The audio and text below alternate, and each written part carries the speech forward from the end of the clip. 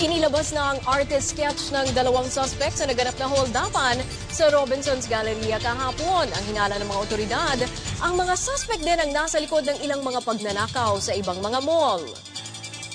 Sa CCTV footage ng Robinson's Galleria, sa pulang pag-eskapo ng tatlong lalaki na tumangay umano sa dalang pera ng ilang tauhan ng security bank kahapon. Dadalhin sana ang bag sa Sunrace Money Changer, isa sa mga escort napatay ng mga suspect. Sa investigasyon ng QCPD, lumalabas na may 3 pang kasabwat ang mga suspect sa labas ng mall. Sila raw ang nagsilbing lookout at may dala ng pinangtakas na motor. Inilabas na rin ang computerized sketch ng dalawang suspect.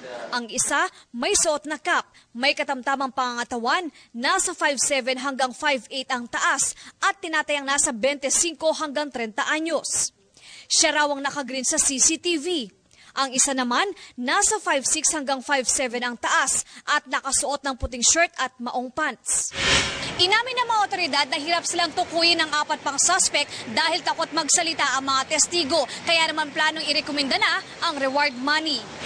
Hinala ng mga otoridad, iisa ang grupong nasa likod ng pagnanakaw sa galeriya at ang holdapan sa isang mall sa Alabang at Dasmariñas, Cavite noong nakaraang taon. May similarities targeting people coming out of the armor band to deliver the money. Iniimbestigahan na rin ang 3 security agency na nagbabantay sa mall kung bakit nakapuslit ang baril ng mga suspect. Samantala, dinala na sa Tayug, Pangasinan ang gwardyang napatay sa shootout na si Rodrigo Villa. Habang ang isa pang escort na si Roderick Relucio, ligtas na matapos maoperahan dahil sa tama ng bala sa tiyan. Mia Reyes, News 5. Sa nangyaring holdapan kahapon, marami na pong natatakot na magsikyo.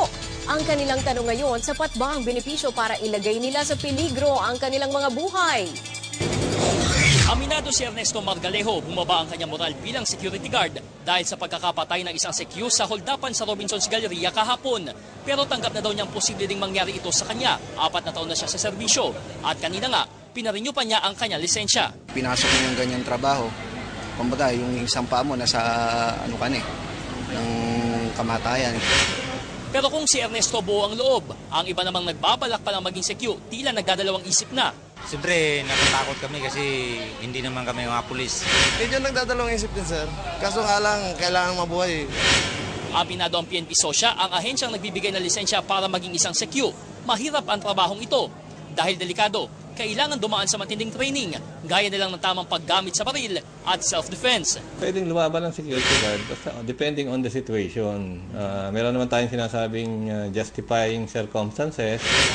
Pero sa hirap ng trabaho at panganib, sapat nga ba ang kita? Aabot lang sa higit 400 piso kada araw ang sweldo.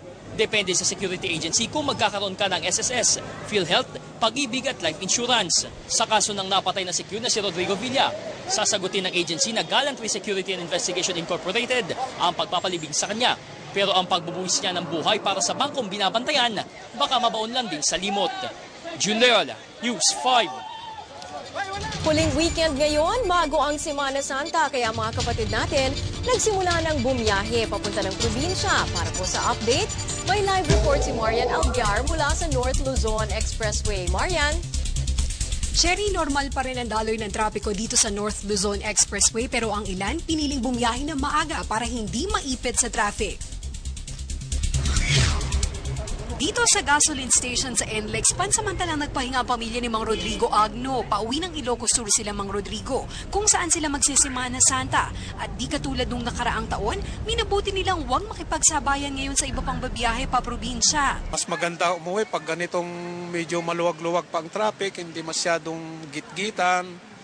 Saka isa pa, mas mahaba naman yung pag-enjoy natin sa bakasyon. Sa Miyerkules Santo, inaasahang bubuho sa mga motorista, kung saan 200,000 sa mga ito ang dadaan sa NLEX. Simula naman April 4 ng alas 2 ng hapon hanggang April 5 ng 5 p.m., bubuksan ang Holy Week Express Lanes. Yan ang Balintawak at Mindanao Avenue Gates. Dito mapapaikli ang biyahe mula 1 hanggang 2 oras. 218 pesos ang bayad sa lalabas sa Dao, 408 pesos naman sa Subic via SCTEX at 322 pesos sa mga lalabas ng Tarlac. Paalala naman sa mga motorista, ugaliing mag-stop over kada 2 oras para hindi antukin. Iwasang mag-overspeeding. Tandaan din ang 2-car length rule o 2 sasakyan na distansya para iwas disgrasya. Huwag din kalimutan ang blow bagets. Cherry, sakaling magkaaberya, pwedeng tumawag sa NLEX hotline na 35000. Pwede ring bisitahin ang kanilang Twitter account na NLEX Traffic para sa updates. Cherry? Maraming salamat, Marian Alviar. Nagulat po ng live mula sa NLEX. Samantala, bigo pa rin maka-attend ng kanilang graduation ng 5 high school student ng St. Teresa's College sa Cebu. Ito ay kahit pa nag-issue na ng temporary restraining order ang korte sa pag-ban sa kanila sa graduation matapos silang mag-post ng kanilang litrato na nakabikini sa Facebook. Kasama po ang kanilang mga magulang, sinubukan ng mga dalagita na makapasok ng eskwelahan. Pero sa gate pa lang hinarang na sila ng mga gwardya. Balat ngayon ng mga magulang ng dalagita na sampahan ng eskwelahan ng reklamong grave oral defamation dahil sa mga mapanirang tawag daw nito sa kanilang mga anak. Handa naman daw ang eskwelahan na sagutin ang lahat ng kanilang mga reklamo. Pinagpasapasahan daw ang isang pasyente kaya iniuwi na lang ito sa bahay. Pero may isang Good Samaritan na nagkusang loob para tulungan ang naghihirap niyang kapitbahay. Rescue 5 sa klolohan mo.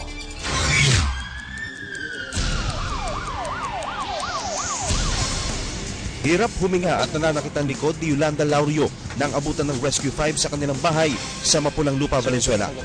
May pleural effusion o nagtutubig ang baga ni Yolanda. Ayon sa mister ng ginang, nagambagan pa raw ang kanilang mga kapitbahay para maipagamot ito pero pinagpasapasahan lang daw sila ng 3 ospital ng araw na yun. Agad namin chinek ang kanyang vital signs. Hinala ni Yolanda, nakuha niya ang sakit sa dating pinagtatrabahuan. Ganito yung isang halimbawa na ginagawa ni Ate Yolanda nung siya nagtatrabaho pa rin sa pabrika nga natin tutuloy. Pabrika ng mga chichirya. Ang problema yung kasi yung mga flavorings nito, kapag nagre-repack sila, nasisinghot niya. Agad namin siyang itinakbo sa ospital para siya masuri. Lubos naman ang pasasalamat ng kapitbahay ni Yolanda na si Raquel na siyang tumawag sa Rescue 5 para humingi ng saklolo. Thank you very much, Channel 5. Rescue 5, you're the best. Benji Durango, Rescue 5. Ulitin lang po namin sa anumang insidente at tumawag agad sa Rescue 5 hotline sa numerong 922-5155. Dahil ang Rescue 5 mula aksidente sa kalsada hanggang sa bahay mo, aaksyonan ora mismo. Puntahan naman po natin ngayon si Jovi para sa mga balita sa internet. At ito na nga mga balita mula sa internet. Alam niyo ba na may edad kung kailan tumitigil ang pagiging cute ng mga bata? Base sa time.com, tumitigil daw ang pagiging cute ng mga bata sa edad na 4.5 years old. Sa edad daw na ito, nagbabago ang mukha ng tao. Lumiliit na ang mata nila at lumalaki ang ilong at bibig. Muntik namang hindi nakapagpasaya ng mga bata ang isang nag-ala Batman po sa Amerika. Ipinatigil ng mga pulis ang Lamborghini Batmobile na ito. Hindi dahil kakaiba po ang kotse, kundi dahil hindi maayos ang plate number nito. Nagulat na lamang ang mga pulis na makita na ang driver na naka-Batman costume na. Papunta sana siya ng ospital para pasahin ang mga batang pasyente. Sa huli, pinahulan din siya ng mga pulis. Balik muna sa iyo, Cherry. Susunod sa Pilipinas News. Piso net machine, bagong kinababaliwan ngayon ng mga kabataan pero ilang magulang sa Maynila, umalma. Mga maiinit na baliguan sa Benguet, nagkakaganda daw ng kutis at nakakapayat pa raw. At tunay na kalagayan ni Comedy King Dolphy, alamin mula mismo sa kanya ang lahat ng yan sa pagbabalik ng Pilipinas News.